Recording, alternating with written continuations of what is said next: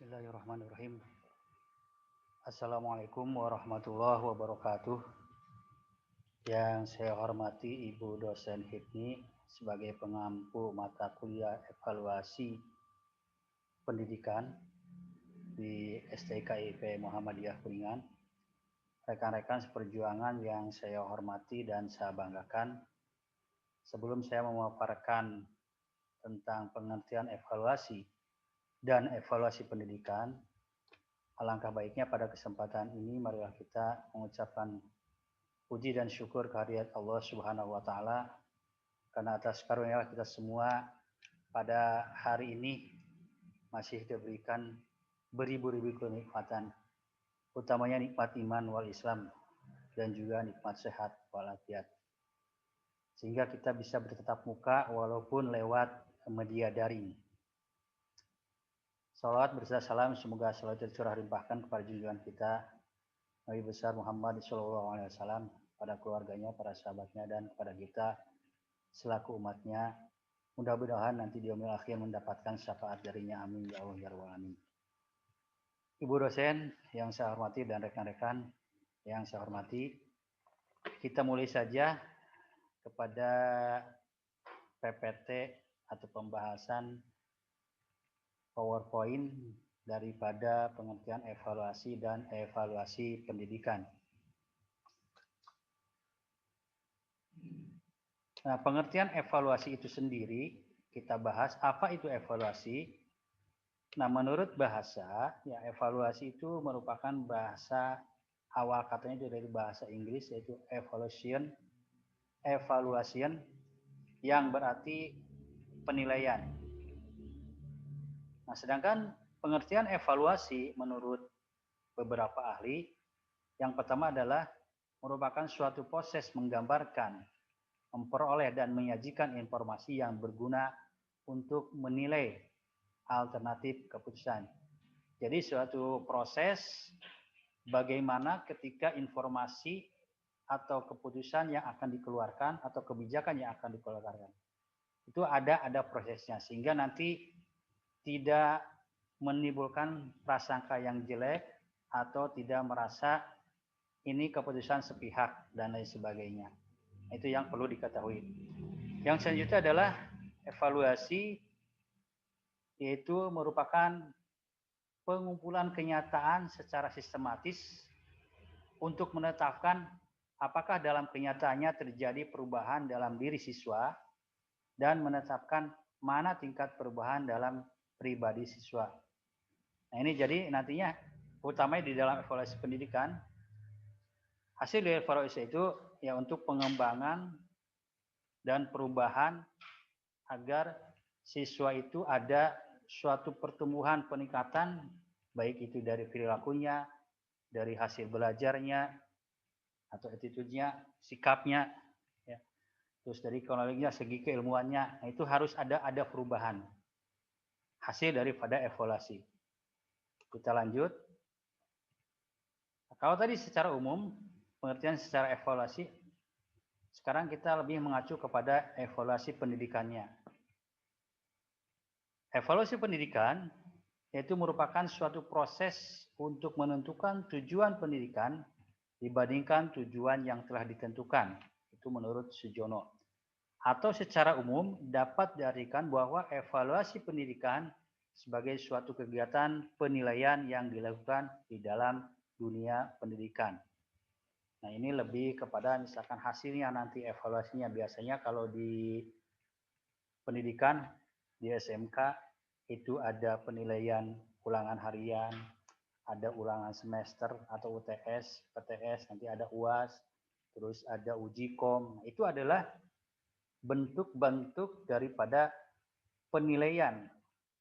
Ya, yang nantinya setelah itu harus dievaluasi apa kekurangannya untuk meningkatkan mutu daripada pendidikan yang ada di lembaga tersebut di kemudian hari.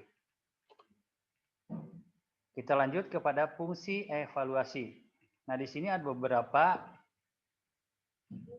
hal tentang fungsi evaluasi. Yang pertama adalah evaluasi berfungsi atau bersifat selektif. Artinya, ketika suatu lembaga pendidikan akan menerima siswa itu harus selektif. Artinya tidak asal menerima begitu saja, tapi harus diseleksi dengan cara-cara yang telah ditentukan atau yang telah dimiliki oleh lembaga pendidikan atau sekolah tersebut. Misalkan dengan cara pretest atau psikotest dan lain sebagainya. Atau melalui seleksi nilai ataupun prestasi yang dimiliki oleh siswa tersebut. Jadi harus selektif, tidak asal saja.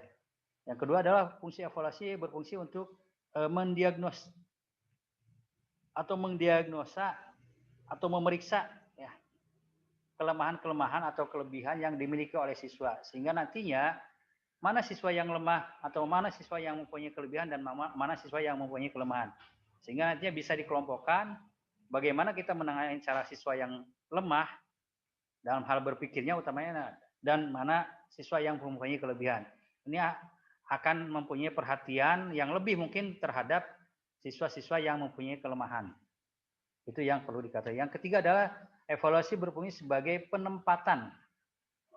Ya, penempatan maksudnya adalah jadi nanti anak-anak misalkan yang sesuai dengan nilai prestasinya dan lain sebagainya ini dikelompokkan. Sehingga nanti mudah mengontrolnya atau mudah mengevaluasinya, mudah mengawasinya. Terus yang selanjutnya adalah evaluasi berfungsi sebagai alat ukur keberhasilan. Nah, ini alat ukur keberhasilan sehingga nanti ada perbaikan daripada kekurangan-kekurangan yang dimiliki baik itu oleh guru ataupun lembaga dalam hal ini sarana dan prasarananya.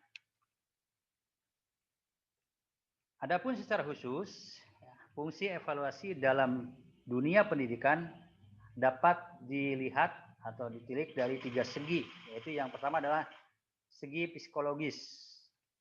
Ya, psikologis itu pedoman untuk mengetahui kemampuan siswa dari segi psikologisnya. Itu sudah bisa dilihat mungkin dari tes awal. Ya. Yang kedua adalah segi didaktik, yaitu segi yang dilandaskan pada mengetahui prestasi atau informasi ini bisa dilihat dari nilai misalkan dari awalnya dari ketika masuk SMK atau SMA ini dari MTS-nya atau dari SMP-nya atau mencari informasi dari guru BP, BK yang ada di MTS atau di SMP. Yang ketiga adalah fungsi evaluasi adalah dilihat dari segi administratif, yaitu memberikan laporan mengenai kemajuan dan perkembangan peserta didik. Nah, ini fungsi daripada evaluasi dalam dunia pendidikan. Nah, ini tadi sudah dikatakan laporannya ada dalam bentuk buku raport ataupun uji kom, sertifikat, nah itu ataupun nanti di akhir ada ijazah. Nah, ini dari hasil-hasil tersebut ya. Kalau ada kekurangan itu segera kita perbaiki untuk kebaikan di masa yang akan datangnya atau masa pendidikan berikutnya begitu. Yang selanjutnya adalah tujuan daripada evaluasi pendidikan. Secara umum, ya, tujuan daripada evaluasi pendidikan adalah sebagai bahan pertimbangan atau alat ukur sudah sampai sejauh mana efektivitas dari kegiatan KBM yang telah dilaksanakan. Nah, itu bagaimana efektif tidaknya kegiatan belajar mengajar yang dilaksanakan di sebuah lembaga pendidikan, dalam hal ini sekolah. Nah, apalagi sekarang misalkan di era pandemi, itu apakah efektif misalkan menggunakan tatap muka atau efektif daring atau efektif luring. Nah, itu harus dipertimbangkan sampai sejauh mana efektivitasnya oleh lembaga pendidikan tersebut. Yang kedua adalah secara khusus atau tujuan evaluasi pendidikan secara khusus yaitu untuk merangsang peserta didik agar ya bergairah, semangat dalam mengikuti KBM yang dirancang dengan metode-metode yang digunakan, yaitu untuk menentukan faktor-faktor penyebab keberhasilan dan ketidakberhasilan. Nah, ini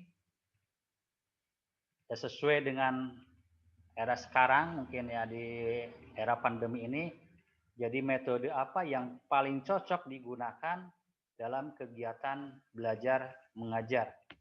Apakah itu misalkan nanti menggunakan Edmodo, Classroom, atau LMS, atau Google Meeting, dan lain sebagainya lah. Itu yang berkaitan dengan aplikasi-aplikasi dunia daring pada era sekarang. Itu supaya memberikan rasa apa misalkan baiknya misalkan dengan Zoom meeting atau Google Meeting atau dan lain sebagainya, itu untuk merangsang siswa agar bisa ya semangat mengikuti pelajaran sehingga dalam istilah zaman sekarang tidak boring lah. Nah, itu yang perlu rekan-rekan ketahui dari evaluasi dari tujuan evaluasi pendidikan. Yang selanjutnya adalah objek dan subjek daripada evaluasi pendidikan. Nah, sekarang objeknya dulu apa? Pengertian daripada objek adalah suatu bentuk yang bertalian dengan kegiatan pendidikan, yaitu aspek kepribadian, aspek kemampuan, atau sikap, ya, perilaku. Itu yang berkaitan dengan itu. Nah, sedangkan objek daripada evaluasi pendidikan itu meliputi objeknya apa? Objeknya nih yang jadi tumpuannya adalah pertama adalah kurikulum atau materi ajar. Itu kurikulumnya seperti apa? Materi ajarnya seperti apakah misalkan sudah sesuai dengan RPP ataupun dengan silabus yang telah ditentukan. Baik sekarang misalkan di Kurtilas ataupun misalkan kalau dulu di KTSP, apakah sudah sesuai dengan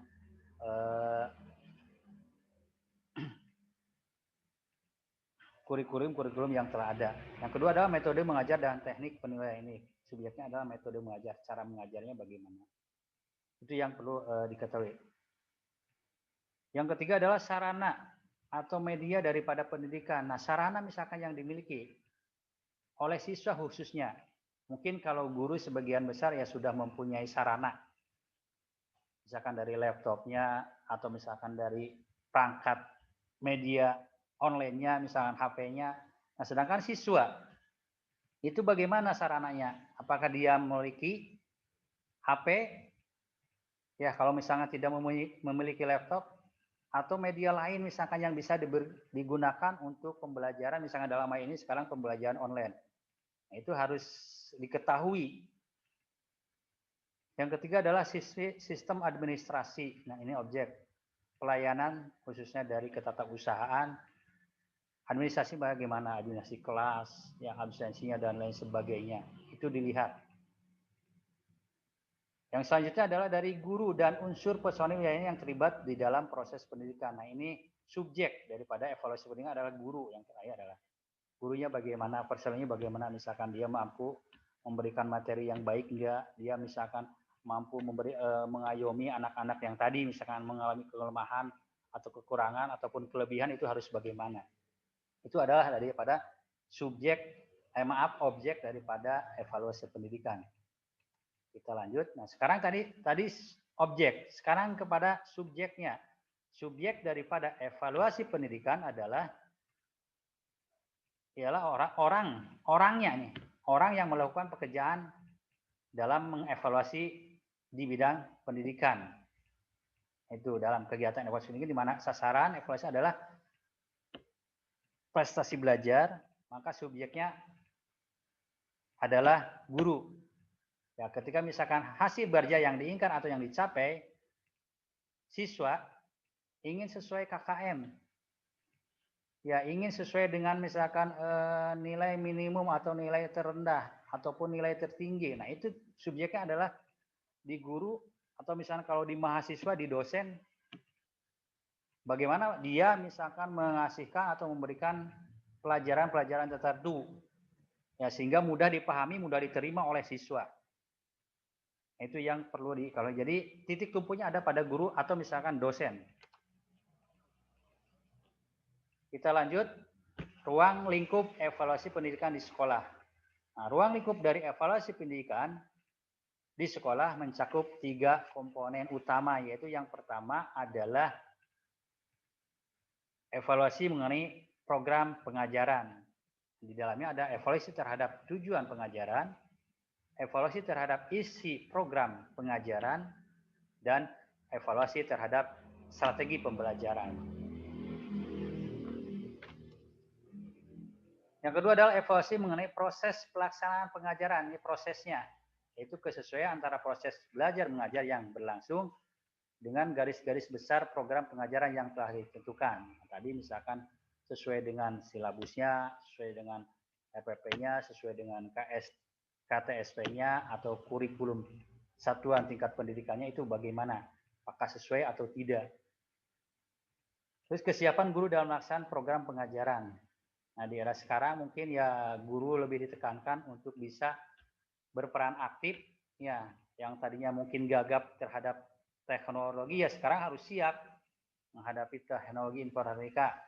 Ya, sedikit-sedikit belajar. Insya Allah nanti ke depannya mungkin akan bisa lebih kreatif kalau kita bisa menghadapi atau mempelajari daripada TI tersebut. Yang ketiga adalah kesiapan siswa dalam mengikuti proses pembelajaran. Nah, ini juga sama. Siswa siap tidak dibawa atau diajak belajar model daring ini. Nah, enaknya mereka misalkan menggunakan model daring apa? Ya, supaya tadi saya katakan di awal, supaya siswa misalkan mau mengikuti pembelajaran di dalam dunia maya atau di dunia daring, tatap muka secara daring, secara virtual. Nah, itu bagaimana caranya? Ya. Kita lanjut. Ya, sekarang mengenai evaluasi hasil belajar. Evaluasi mengenai tingkat penguasaan peserta didik terhadap tujuan-tujuan khusus yang ingin dicapai dalam unit-unit program pengajaran yang bersifat terbatas. Nah, jadi terbatas, ini misalkan tadi kemampuannya ya dipilah-pilah, dikelompokkan, bagaimana siswa nanti yang kurang, yang lebih. Gitu.